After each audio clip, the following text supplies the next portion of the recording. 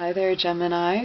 Welcome to Dragon Tail Tarot. My name is Ariel, and I'm here to do your reading for August 21st to 31st. That's going to be about the journey from the Sun moving out of Leo into Virgo, and also building up to the new moon in Virgo on August 30th. First, I want to just say that this is a general reading. It will not resonate with every single Gemini out there. If it does resonate with you, then they are your messages. If it does not resonate with you, then those are meant for another Gemini, so chuck them on out. If you have also, this is going to address Gemini Sun, Moon, Venus, and rising signs.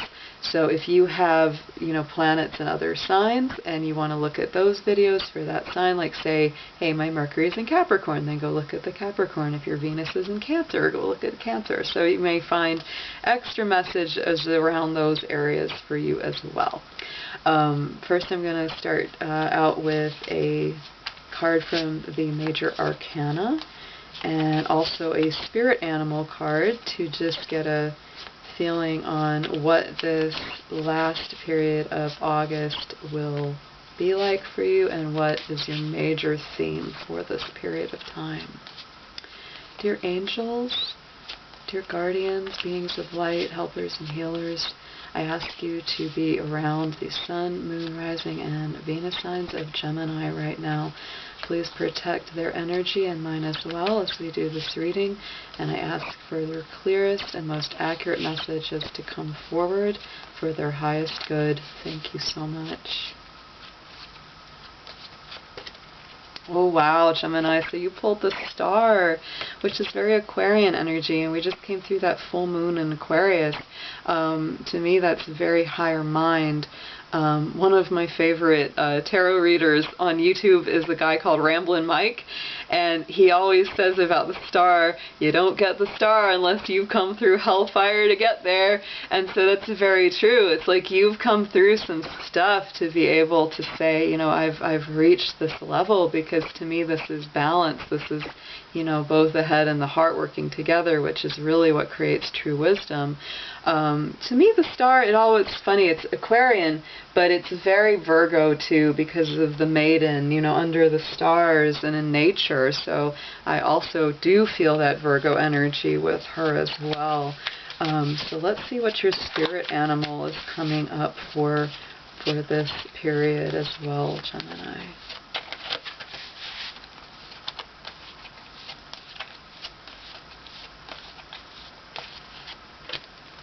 Ooh, grizzly bear, I like that. So this is power.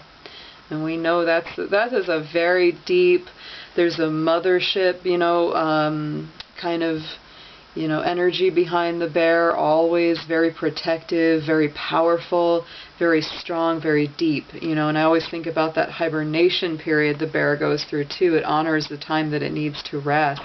So it says, I am indestructible. I honor my intuition and go where it leads. Love and gentleness are my deepest real strength. I never give up. I will succeed. Love that message, Gemini. Oh my gosh, it makes my heart feel good to read that.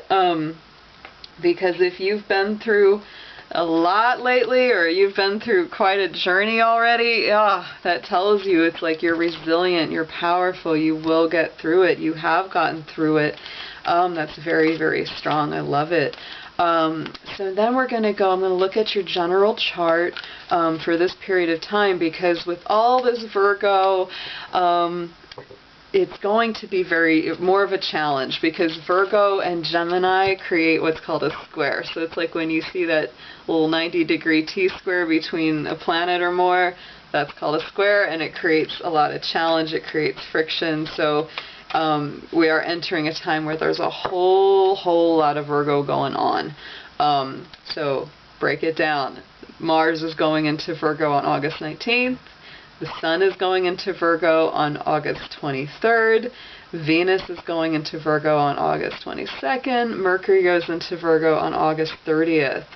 And the same day, on August 30th, the new moon is going to be in Virgo on that day. So That's a lot of Virgo. We're going to have like a 4 or 5 planet mashup on August 30th. It's going to be quite undeniable. So what that spells for you is it's going to be hitting that universal 4th house for Gemini. That is the Cancer house. You may feel definitely very emotional during this period of time. You know, especially going forth from, you know, August 23rd all the way to, you know, September 22nd when the Sun moves to Libra, which will definitely be an easier time for you. But Virgo is tough for Gemini because, first off, you're both ruled by Mercury, so you have that, you know, co-ruling planet as in common, but you're very different about the way that you use that mercurial energy, whereas, you know, Gemini is more light, communicative, lives in the realm of ideas and the mind. Virgo is much more earthy. It's much more practical. For Gemini, it kind of feels like no fun because it's so much more serious. It's so much heavier. You know, Gemini kind of likes to, you know, be the butterfly and move from flower to flower and experience to experience, whereas Virgo does not, and it kind of is that energy like, no, you can't be playing around. It's like, oh, you know, so it kind of gives you that heavier feeling. And the fact that it's coupled up with that Cancerian house that deals with your soul origins, that deals with your childhood. So you could definitely right now feel, this could even manifest in the sort of situation where, like, a parent is overly critical or an authority figure in your life is overly critical of your life choices or something you've done, and you're just like, oh my God, I've apologized for this, or I don't need to apologize for this. Why won't they stop beating me up? You know, that's that kind of feeling, because Virgo can be very critical of other people, but it's mostly critical of itself. Just keep that in mind. So if anybody's giving you a hard time, just remember, it's like they're beating themselves up even more. It's not so much me as it is them. Just always keep that in mind. And so, yeah, so this could definitely point to, you know, rooting and cleansing some, you know, undercurrents of, yeah, family life, soul origins, family origins, how you grew up, the way that, you know, your early life was, or how you run your home and your own family now. So that's, you know, it's all going to come up during that period of time. This is also Virgo, sorry Gemini, all at Virgo, it's taking over my head. Yeah, but no, this is also a great time, actually. One of the best uses of this energy for you would be like a total house cleaning, literally or figuratively, like if you want to clean and clear, redecorate, kind of feng shui your house to where it flows better. This is also addressing that physical body because Virgo is about physical healing. So say if you've been wanting to do a detox or a juice cleanse or something like that, this is also a very, very good time to do that.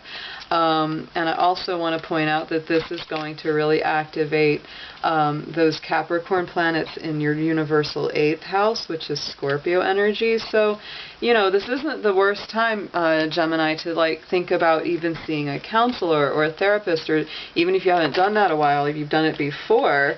This card just flipped out as I was shuffling for you, so up comes Venus. So there's something about love here too, absolutely. And that came up just when I was talking about counseling, so this could be couples counseling even, this could be healing a relationship. That's definitely a probable thing. So let's pull, I'm going to pull just a few more cards of this astrology deck just to see whatever else Spirit wants me to know about your chart right now.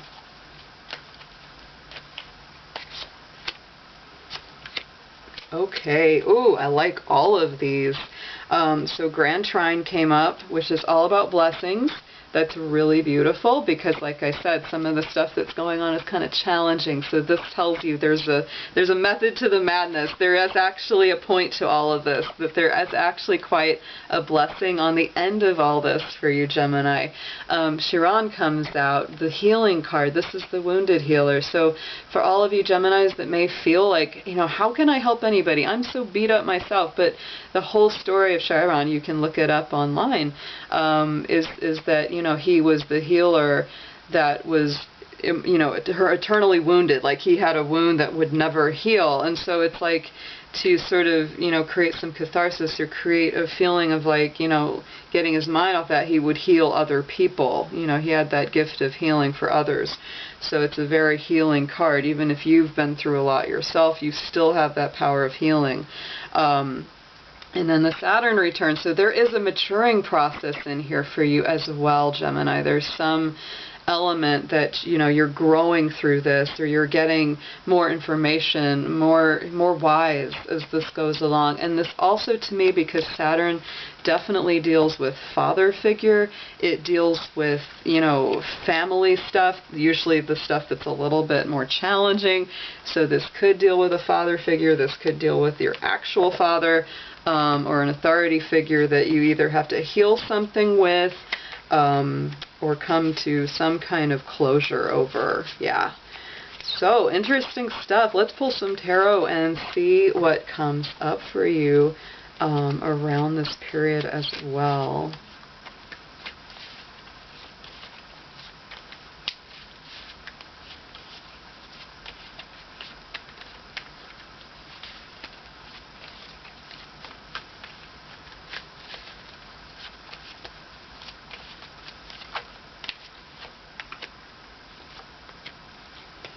Okay, Virgo. See, I keep calling you Virgo because of all this Virgo energy. You may even have a Virgo in your life, Gemini. You may, because a lot of times when I find myself slipping like that, I'm like, they might have a Virgo that Spirit wants me to tell them about. So, okay. So the beginning of this deck, this reading, is going to be the Four of Wands, which is all about participation. This is all about integration with the other. And I think it's interesting too because Virgo energy is all about organization and integrating with the deeper whole. And I'm flipping the cards and they're falling everywhere. Wow, this is an active reading. Very active reading. Oh my goodness. It's just going all over the place. Wow, y'all are jumping. Okay, so that comes up. And what you're feeling right now as well, on top of that, is that Nine of Wands. So there is that feeling that even though you want that integration, even though that's your true desire, you're pretty worn out, you're pretty beat up. You're feeling like you've been having to defend yourself and stand up for yourself again and again and again. And it's like, to heck with that, I don't even want to reach out. So be very careful with your energy right now, Gemini. Only put your energy in if you feel that reciprocity coming back. Use your intuition, you know, turn the mind off a little bit and just feel it. Because if you can feel that reciprocity, then you're going to know. You're definitely going to know if it's right or wrong for you. In the immediate past, there's that Moon card, so that can often point to something hidden, something deceptive in the past. Coming up with that, you know, with that Knight of Swords, which is very, it's tense. It's you know, a lot of anxiety. You know, whatever was being hidden, whatever was deceiving you, it really stressed you out to the limit. It was not good. It just wore you out. So underneath there's that, you know, the subconscious mind. It's like you feel like you have a lot of decisions to make, and sometimes, just like Gemini, you feel like you're caught between two different things that you want to pick. It's definitely, but there's that choice that has to be made. And I think the right choice to make, is it's modified by the Magician, that first card of the Major Arcana, is that, you know, you're really beginning something fresh and new. You know, the beginning of a new existence, the beginning of, you know, a whole new life in a way. On the top, which I really, really love, these are your strengths. There's that Empress card, you know, that Venus energy, very Taurus, very Libra. So you may have a Libra or a Taurus, you know, somewhere around you in life. Or this may also point to just you, you know, more fully embracing love, abundance, creative spirit. A lot of times, to me, that card is in conjunction with creative projects or spiritual projects. Love the Empress. So that's definitely a very strong card, and it's crossed over by that beautiful Ace of Cups. So consciously, I think, you know, you're in a really good place. You're actually receiving a lot of blessing just like that grand trine was bringing in. So you actually are feeling that. You're aware, you're grateful, you're like, I know things are good, I know Spirit's with me, I know that I'm not alone. So you're very, very strong on your conscious perception there. So going into the future, you've got that Four of Pentacles, so it's like there's that feeling like you've got to hold on to something that you're really kind of not quite comfortable letting go of yet. And there is, on top of it, the master of not letting go is the Devil, is that conditioning card. And so, the Osho Zen, I love this deck because it brings in a whole other meaning, on top of what we already know about the traditional tarot. So, in the traditional Rider-Waite, the Devil is definitely about, keeping people in chains or in bondage, whether that's to depression or addiction or sadness or anger or whatever it is that's kind of keeping them trapped. And in this, it brings that other meaning into it, which is to say that, look at the lion. He's covering himself with a sheepskin, trying to blend in with the sheep, and he's not a sheep. So this is saying very much be yourself. Be yourself, because that may be what you're actually afraid of, Gemini, is that you're kind of going, I don't want to show the world the real me because they may judge me, they might not like me. I've been judged before when I've shown my true face to everyone. Don't want to go through that again. So yeah, just keep that in mind. Don't be afraid to be yourself, and especially with the right people. I really think that's where that, the heart of this whole spread right here is that participation. It's like you want to be accepted and loved, and you want to give and get in equal measure. So coming up now, we've got that Queen of Swords. That's coming up in your suggested approach. So to me, the Queen of Swords is always about using your intuition to make logical decisions. It's kind of like she has all that emotion. She comes across as cold. She comes across as, controlled and staid. But she's got that power inside that's very intuitive. And so even though she's got that hard chocolate shell, she's kind of like soft caramel inside. And she still has that emotion, but she's using her mind and her logic, which is very air element, to make those intuitive decisions. So, if somebody can get through to this, they have a chance to get through to the heart as well. So another thing that I would bring up, Gemini, is this extra information you need to know about this, ending of the month, is just not to take on too much stuff. There's a lot on your plate. You're very busy. You have so much. You literally feel like you're having to juggle. And, here's that little monkey, and he's about to pop that bubble. And it's like, it's just like, don't take on any more. If anything, simplify. Because if you take on too much, the whole thing's, potential to fall on you. And yeah, you need to take some time to just reflect, turn in, meditate, do some deep breathing, do some yoga, take some walks. Don't pay too much attention to all the negative or icky energies that are around you. If people are negative or they're hurting you, just kind of tune them out. Doesn't mean you don't have to, listen. It just means you're not letting it affect your peace and your own personal space. So potential future, great card, I love it. The Rebel, which is the Emperor. So this is very fiery, very Aries energy, brings me back to the energy of that bear, which is very indestructible. And if anything, talking about being yourself, that's what this card is all about in the Osho Zen. It's breaking the chains of conformity, and it's shining that light really bright, and it's got the eagle on the shoulder, that's really giving that higher forward vision and a lot of courage, because it does take courage to just be ourselves. So then I'm going to pull one card from the messages from Mother Mary as we go into this Virgo time. You've got my hopes, my prayers, my energy that this will be a good transition for you all.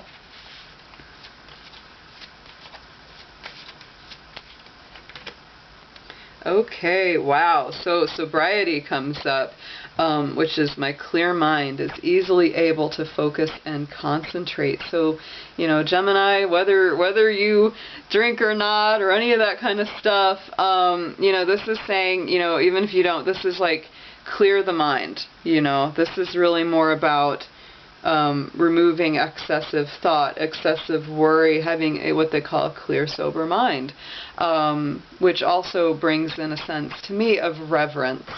To enter into something soberly kind of means that you come into it with a reverent spirit, with a sense of like, you know, when you walk into nature, don't just ignore it, just really feel it, feel the trees, feel the birds, feel that power of nature, have that, you know, appreciation and that gratitude for it. That will really enhance the whole experience, just like with anything. So yeah, clear your mind, Gemini. Keep it clear, keep it focused, and I think that many good things will come through. So yeah, thank you so much for joining me. I hope that you will hit subscribe, click the thumbs up, give it that dragon claw up, and comment if you want to see anything new on this channel, whatever it is, you know, different questions or different kinds of readings. And I look forward to seeing you very, very soon. Take care.